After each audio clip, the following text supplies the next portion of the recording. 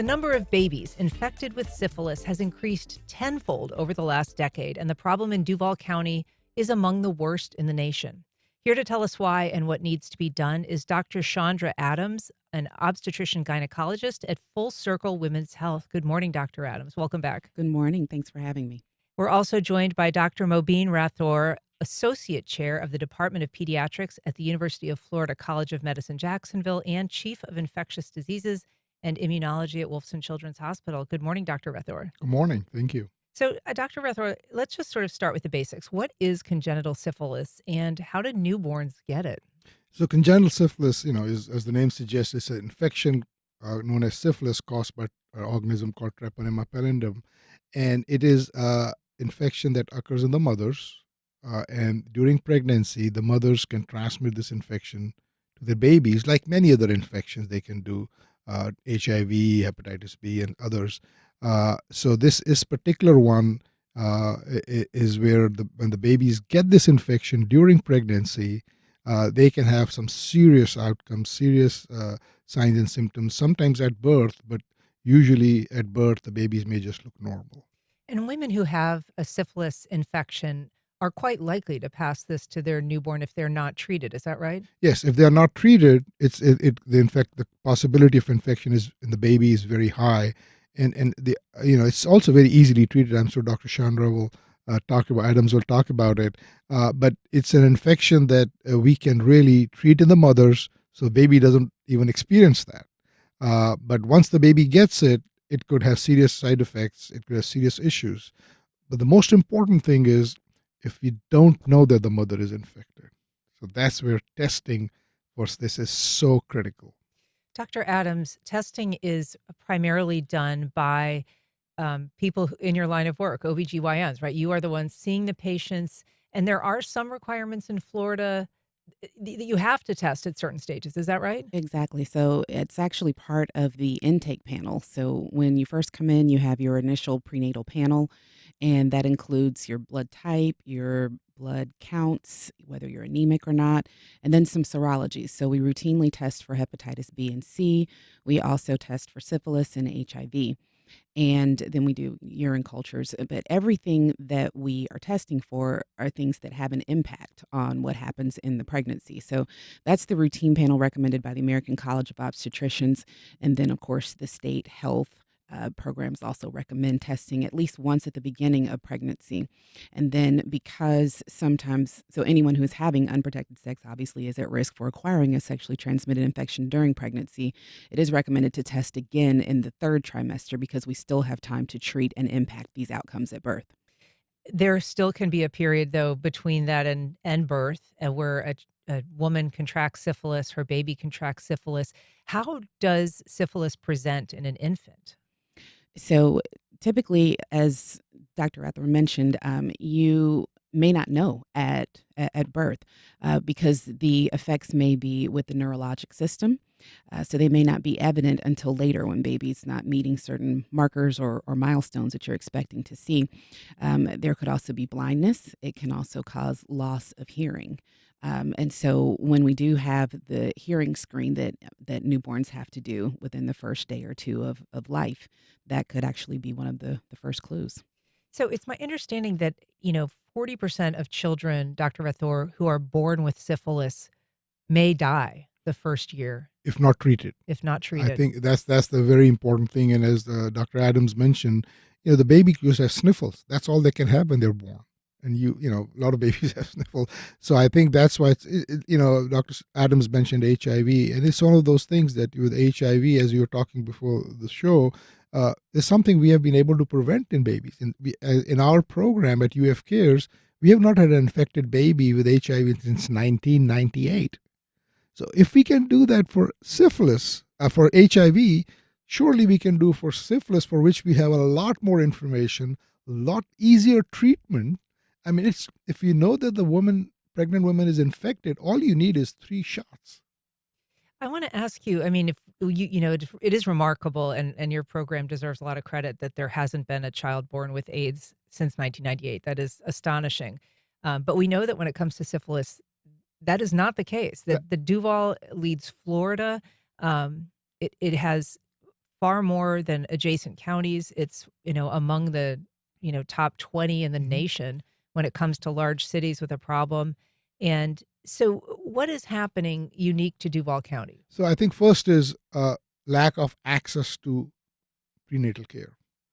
Well, let me even step back. Lack access to care, because if you're a woman of childbearing age, and that's something you have proper care, proper access to medical care, your provider will be educating you that. And then when you get pregnant, you should have easy access to prenatal care. As I was alluded to earlier, that you have to test early in pregnancy or at your first visit, if you will, with the obstetrician. But it is also recommended in the state of Florida to test late in pregnancy. So, and if you have not been tested and you come for to labor and delivery, hospitals in their labor and delivery units need to have protocols that if they cannot document and confirm, let me repeat that, document, not just verbal, document and confirm that the woman who's in labor and delivery has been tested for syphilis and is negative recently, late in pregnancy, not early in pregnancy, because remember, you could get infected in between early pregnancy and labor and delivery. They should be tested, because that test, even though the mother may not have been treated, we can still protect the baby from getting the infection. Or if the baby has gotten the infection, we can make sure we follow and make sure the baby is well. We have had situations where babies we have seen 3 months of age because the mother was missed and the baby had syphilis, and that's too little bit late, and we want to avoid that. So I think having protocols in place in your offices, and most obstetricians have that, and in the labor and delivery are important, but it's access to care. That's so key. We know all about syphilis and HIV, but if you don't have access to care, it's not going to be working very well, what our knowledge is. I want to ask you, Dr. Adams, because sometimes there are patients that are, getting care, but then the testing occurs somewhere else, and that's sort of out of your control. Is there Are your patients, when they're getting tested, doing that initial screening panel that you were talking about? Is that something that happens off-site? You send them with some lab work and they go and get it done? And is that a problem? Well, currently, yes, but we are about to bring all of our lab testing in-house to make sure that it gets done, because sometimes you do have, busy moms and they're busy with other things and work, and they say, "Oh, I still haven't had a chance to get those labs done." But if you can capture them when they're there in the office, then you can make sure, hey, you're already here. Let's just take you in this other room, draw your labs really quickly, so that we can get this information and act on it sooner, because as Dr. Rathore said, the sooner you know, the better your outcomes are when you have a better chance to treat early. I was really surprised to see the range of effects that can be passed to a child who is infected with congenital syphilis, not just stillbirths, which is a serious risk, but nerve problems, seizures, deformed bones and teeth Mhm. that can be very prone to breaking, enlarged livers and kidneys. Even some studies have suggested autism. So, not sure about autism. So we'll put that aside for a minute because that's a different conversation. It is a systemic disease, meaning it can affect every part of the child's and the adult's body. Sometimes it takes a little while, but if you don't treat it, it will affect your nervous system, your eyes. You can have cataracts. You can have bony issues. In fact, they could be more prone to fractures. The bone gets weak. You can have hepatitis. I mean, it can have any part of your body can be impacted. You can have a bad rash. I mean, this is an infection. It was called the Great Mimicker in the past, where it could mimic almost anything. Really? Yeah, it's a so I think, and here's an infection, and this is a classic public health issue, an infection that you cannot obviously see early on. It's easily treatable and is inexpensive to treat. And if you are not able to prevent this from passing on to the baby, we have failed. Mm. The richest country in the world has failed. We have failed our women, we have failed our babies, and we have failed our nation. This is such a no-brainer. I mean, it's so inexpensive. I mean, for less than $100, you can treat pregnant woman, and for $100, gosh, sometimes people go out have a meal for $100. Right. I want to ask you about the cost element of it because, one of the reasons we're discussing this today is because there was a item in the mayor's budget allocating funds for testing. And that line item, it's roughly $110,000 for infant mortality and syphilis screening. It's one of a number of health budget items that the city council has now put on a cut list, basically said that they intend to cut, they want to cut from the mayor's budget. Dr. Adams, does an allocation of $110,000 move the needle at all on a conversation like congenital syphilis? So again, just because it's such an easy and inexpensive one to detect and treat, absolutely, it doesn't require a lot of money. But the people who are, boots on the ground doing the work, like Dr. Rathore in their mobile clinics, they're out testing people and they are treating people and writing these prescriptions and detecting early. That even that small amount of funding can make a huge difference because we want to be number one in the nation in some things, hopefully football, go Jags, but we don't want to be number one in the nation in syphilis. And as you said, it's what's most alarming, I think, is that our numbers are rising, whereas in Florida the numbers 22 to 23 or 21 to 22 the numbers actually dropped. But in Duval, they went up by 40%. So what are we doing different, even just from the other counties in Florida? And I think that that's something that the city council really has to pay attention to, is that we're leading the way in a very negative category. In the wrong direction. Mhm. Yeah. If you're just joining us, we're talking to Dr. Mobeen Rathore and Dr. Chandra Adams about the problem of congenital syphilis. You can join our conversation. You can give us a call at 904-549-2937, or you can email First Coast Connect at wjct.org with comments or questions. You can, of course, reach out on social media. So in terms of what we're doing differently, I mean, just by way of comparison, in 2 years ago, Duval County had 35 babies diagnosed with congenital syphilis, which is a large number. It's more than the entire state of Illinois in that same time frame. But meanwhile, Clay County had 2. St. John's and Nassau County had 0. And so we're not talking about a regional plague. We're not talking about a problem that is manifesting itself, throughout Northeast Florida, but it really is a problem here in Duval. What are some of the factors that contribute to that? And what do you think needs to be done to turn that around? Well, first and foremost, I think I have to go back to what I said earlier. It's access to care. And if you don't have access to care, and this is still a huge issue in Duval. As we go out and test in the community, we have a lot of uninsured individuals for different infections, including syphilis, uh, who have difficulty accessing treatment. Now, HIV is simpler, not simpler, but access is simpler because we have resources. We have Ryan White. We just celebrated 35 years of the Ryan White legislation. So the Ryan White legislation has really helped access to HIV care. So anybody who has HIV infection should have no problem getting access to care. I can't say the same thing for syphilis. So when we identify somebody who has syphilis and they are uninsured, we face that dilemma. Where do we send them? How do we pay for their treatment? The health departments are supposed to do that, of course. But I think what the $110,000 should be a lot more than that, frankly, but it's a good start. And I think it has to be structured. There is availability of testing. We do free testing. Other people have free testing. Testing is not an issue. It's the issue of coordination and access to care once you are positive. So we know you're positive. What do you do next? If we can't treat them, so if you don't have access to them, we can treat them. So I think that's where it has to be, that we first off we go out in the community, offer more testing. We need to make HIV, syphilis testing as a part of routine care. I mean, the Department of Health is the agency that is sort of over community health like this.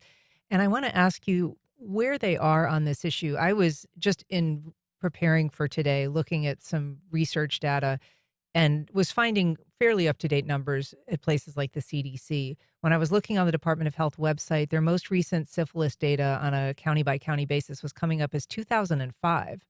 Um, and I perhaps they have more updated data somewhere on their site, but it certainly wasn't on the kind of initial search pages.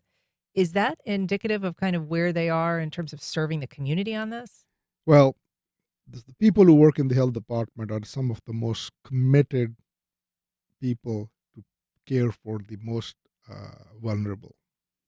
I worked with the health department for the last 34 years, more than 34 years. I'm in Jackson.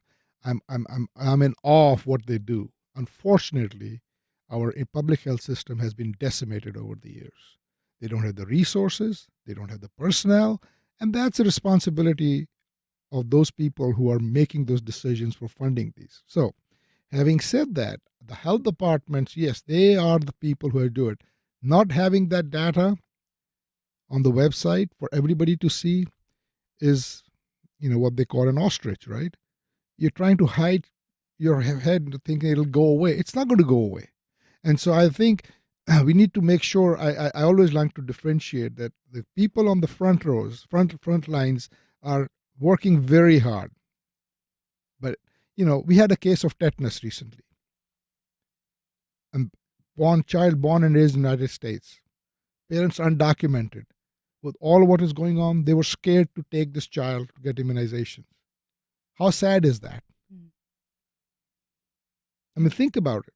This is a totally preventable. So, syphilis, same way. I think we should be, the health department should get the resources, and we can work with them, coordinate. We have the way we are able to test, and many others are able to test, is because of our grants, which are really federal grants that we have, and contracts that we go and test. Health departments help. Don't misunderstand me. Even from Tallahassee, there's help, but a lot more needs to be done. We have to make public health first and foremost in all our funding for healthcare. Doctor, go ahead. Yes, and I was just going to add, on my side, obviously we're testing the mom and we're emphasizing, prenatal care and congenital syphilis, but the moms aren't giving it to themselves. So then we say, hey, and your partner needs to be treated. And so then you have an uninsured partner who doesn't qualify for pregnancy Medicaid. She's covered for 9 or 10 months while she has pregnancy Medicaid. Then unfortunately she loses it at 6 weeks postpartum, but that's a different story. But in any case, she has pregnancy Medicaid, so she can go and pick up her treatment, bring it back to my office, and I can treat her. But then I'm saying, I can write the prescription out of necessity for your partner. There is a statute that covers emergency coverage of partners, but he's not my patient, so he can't come to my office and get it. So I'm sending him to the health department, hoping that he'll go, if he doesn't have his own primary care. And if he doesn't, well, now he's, the new patient zero, and he's still out there, and other women may be getting infected, or he may reinfect the partner that I've already treated. What do we know about, habits or tendencies in sexual relationships? Are we seeing any measurable, decline in things like condom use? Do we know anything about how sex education is impacting people's choices in this adult portion of their life? I have not seen very many changes. I've been probably doing this 25 years or so at this point, and human nature has not changed at all. I see people don't change; they become more like themselves, and everyone's thought is, but that's not about me. I've never ever diagnosed anyone with an STI who said, I knew I had that. Everyone's always surprised, it's out of the blue. How did I get this? And then you're going through well, I think you know how you got it, but you don't really want to tell them. And, there's all sorts of talks of toilet seats and that sort of thing. But no, it's your partner, and you need to have a conversation about your relationship. So I think it's good that people have, awareness with regard to how STIs are propagated, but it still doesn't change the fact that people still don't think that it's about them until their test is I want to positive. pick on something Dr. Adams mentioned. We are talking about a lot of testing women, who have, believe it or not, better access than men, and it is the men who are spreading it. Because the infection is more likely to be transmitted from a male to a female than vice versa. So I think if we are not able to, partner identification and partner treatment is such a critical thing, and that's a key role the health department has to play. So when we are required to report syphilis to the health department. When Dr. Adams or myself, we report to the health department, the health department should then do a contact investigation. Who is the partner identification? We do it for measles, we do it for other infections. Why not this? And this is, again, as Dr. Adams said, if you don't treat that male, well, first of all, that male is going to suffer in the long run, and males will have, by the time they have signs and symptoms, it can be really bad. But they can also continue to transmit it, and so they need to be treated. They are the we as males, the are really have to take responsibility, but we have to have resources to access and to be able to treat that, and it's easily treatable. That's what's the It is easily treatable, and yet the only product approved and recommended to treat this particular STD during pregnancy has been experiencing a shortage. Can you tell us a little bit about what you're seeing, what this medicine is, and why it's in short supply? So the treatment is penicillin. So there are various forms of penicillin, but bicillin, which is a long acting, so you have to give just one shot and it works for a month. That's the one that's short supply, and it's not the first time, unfortunately, and it's a part of many other medications that we have a short supply of in the United States. Bicillin is pennies, so I think there's not much Money in it. money in it for So, but even with the shortage, there has been a preference for treatment of syphilis by the CDC and others. So, fortunately, we are still able to have it and use it for pregnant women and for children.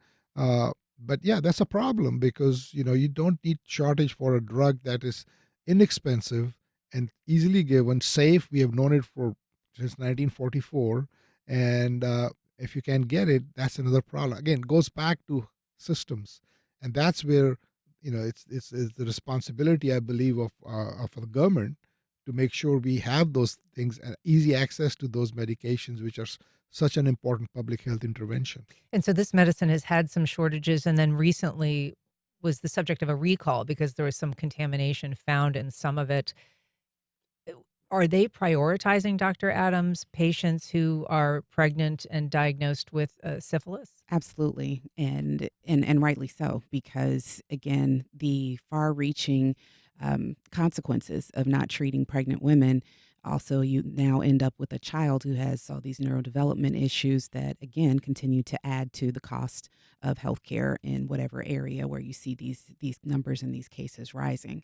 So yes, the priority is treating pregnant women because you're treating two patients at once whenever you do that, and you're getting more bang for your bucks, so to speak, or for your pennies, Yeah. um, Yeah. so to speak, when you use this treatment.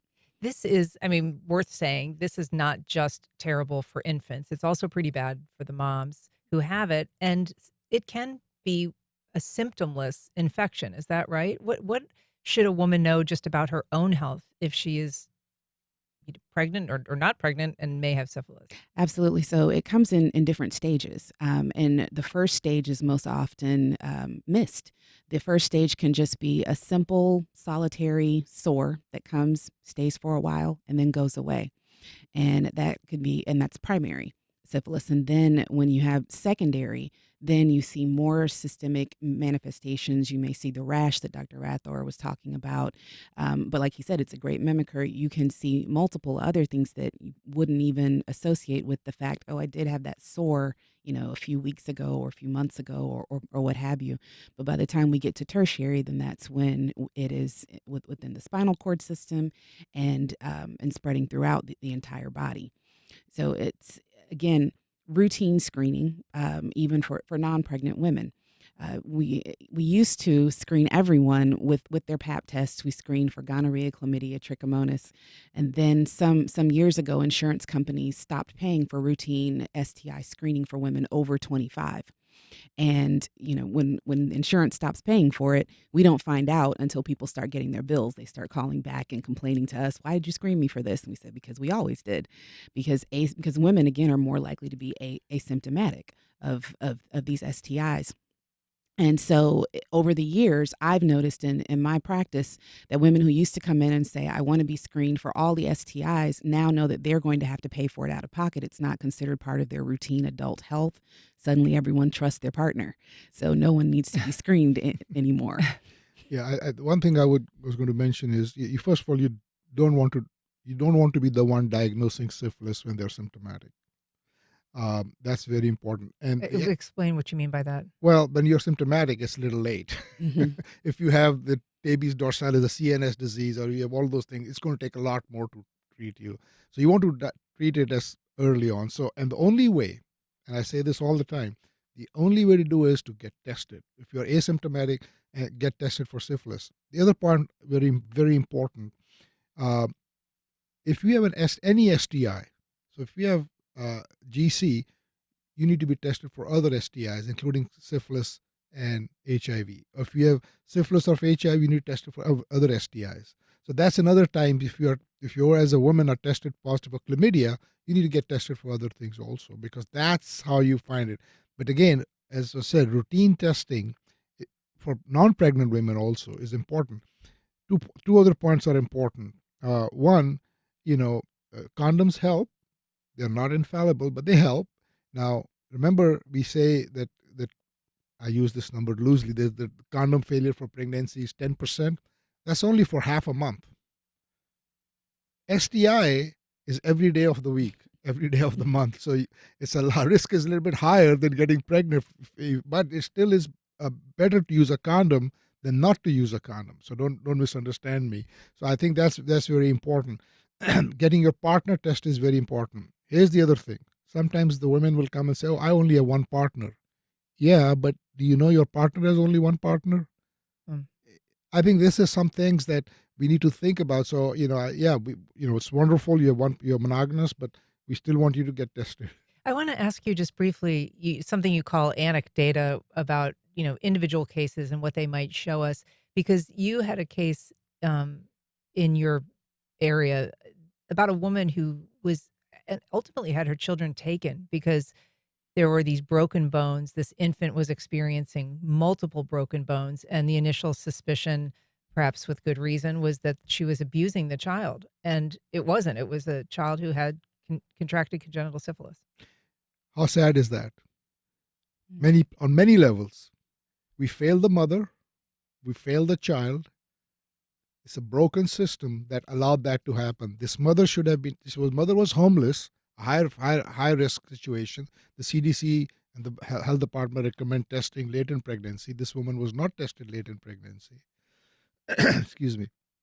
So I think then she didn't she got treatment early on, but then wasn't tested late.